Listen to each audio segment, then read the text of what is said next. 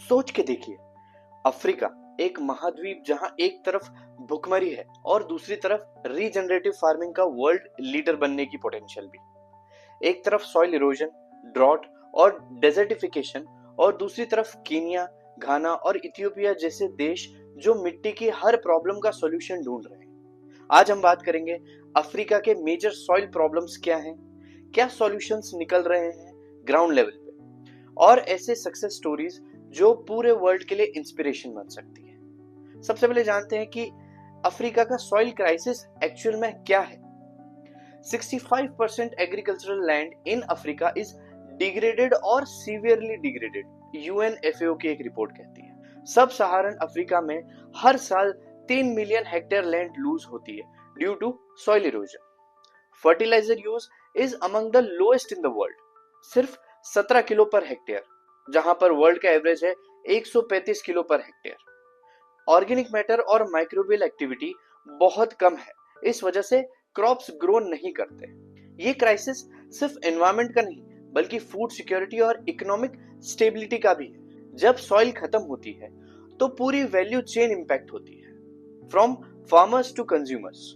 अब इसके root cause समझने की कोशिश करते हैं। पहला है डिफॉरेस्टेशन, फ्यूल वुड के लिए ट्रीज काटना। ओवर ग्रेजिंग, एनिमल्स से सॉइल कॉम्पैक्ट होती है, इरोजन बढ़ता है। अनसस्टेनेबल फार्मिंग, मोनोक्रॉपिंग और इंटेंसिव टिलिंग से फर्टिलिटी गिरती है। क्लाइमेट चेंज, अनप्रेडिक्टेबल रेन्स और फ्लड सॉइल स्ट्रक्चर को बिगाड़ देते हैं। सॉइल एक लिविंग इकोसिस्टम है, जब हम उसका स्ट्रक्चर तोड़ देते हैं या उसे कंटिन्यूअसली एक्सप्लॉइट करते हैं तो वो मरने लगती है। अफ्रीका में सेंचुरीज ऑफ कॉलोनियल एक्सट्रैक्शन भी इस डिग्रेडेशन का मेजर रीजन है। पर इसी के साथ बहुत सारे इनोवेटिव सॉल्यूशन भी ऑन ग्राउंड काम कर रहे हैं, जैसे farmer managed natural regeneration, FMNR। Niger में फार्मर्स एग्जिस्टिंग रूट सिस्टम को प्रोटेक्ट करके फॉरेस्ट रीग्रो कर रहे हैं। एग्रोफॉरेस्ट्री, ट्रीज को क्रॉप्स के साथ ग्रो करने से वाटर रिटेंशन, फर्टिलिटी और बायोडाइवर्सिटी बढ़ती है। कीनिया के फार्म्स में यही कॉमन प्रैक्टिस बन गई है। जाइपिट्स इन बुर्किया फासो, एक एंशिएंट टेक्निक जहां कंपोस्ट डालकर छोटी छोटी गद्दियां बनाई जाती है रेन वाटर को कैप्चर करने के लिए। Compost toilets in Ethiopia, human waste को ट्रीट करके ऑर्गेनिक मैन्योर में बदला जा रहा है। Dual solution of sanitation and soil enrichment. कुछ केस स्टडीज है। पहली केस स्टडी नाइजर की है। FMNR ने 5 मिलियन हेक्टेयर डिग्रेडेड लैंड को ग्रीन बना दिया सिर्फ 20 सालों में। दूसरी केस स्टडी केनिया की है, केनियाज ग्रीन बेल्ट मूवमेंट, जिसमें वंगारी माथाई की लीडरशिप में 51 मिलियन ट्रीज लगाए गए। सॉइल और वुमेन एम्पावरमेंट दोनों का बेनिफिट मिला। ये इनोवेशंस सिंपल, लो कॉस्ट और कम्युनिटी ड्रिवन है। इनका बिगेस्ट स्ट्रेंथ है एडेप्टेबिलिटी, हर रीजन के हिसाब से कस्टमाइज किया जा सकता है। अब समझते हैं इसमें टेक्नोलॉजी और पॉलिसी सपोर्ट क्या रोल निभा रहा है।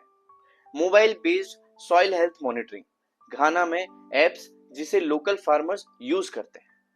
Organic certification and export incentives, government subsidies for composting and cover crops, NGOs like 1 acre funds trainings for farmers on sustainable practices।